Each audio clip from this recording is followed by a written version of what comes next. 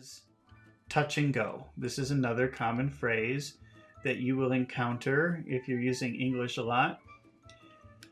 It's usually used in risky or unpredictable situations where the result is not clear, where the result is unsure. It's kind of like, think about first you touch the risky thing, you touch the thing, and then you see what happens, and then you react to it. So it's a situation where you can't plan. You have to just do things as they happen, and see what the result is, and then you react. Let's practice using it. It will be more clear if we practice using it. Here is a situation. Lisa has a full-time job and she has 3 children. It is impossible for her to make plans. Every day is unpredictable. She never knows what she's going to do. So you can say that her daily life is touch and go. She does something and then she waits to see what happens. And after something happens, she does a different thing. She can't make plans. She's always just reacting to what's happening. So her daily life is touch and go. Let's make a what should do question. What should she do? What should she do to make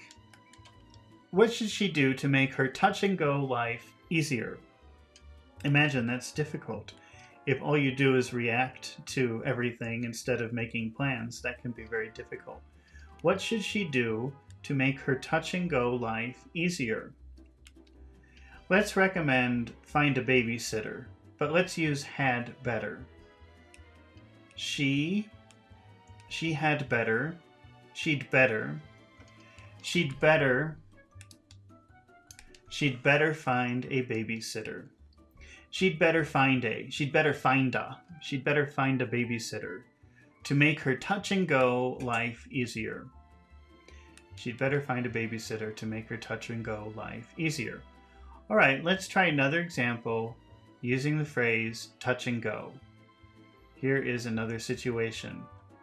Mary is starting her own business, but she really doesn't know what she's doing. She doesn't have a plan. The thing that she does is she just does one thing and then she waits to see what happens. She waits for the results and then she reacts to that result. She is taking a touch and go approach to her business. She does something, she waits to see what happens, and then she makes another move after that. That's a touch and go approach to her business. Let's make a what can do to improve business question. What can she? What can she do? What can she do to improve? What can she do to improve her? What can she do to improve her business? I just noticed that Hadi Hassanatari has asked, she'd better not take a taxi or she had better... The question you're asking about better not is, the correct way is had better.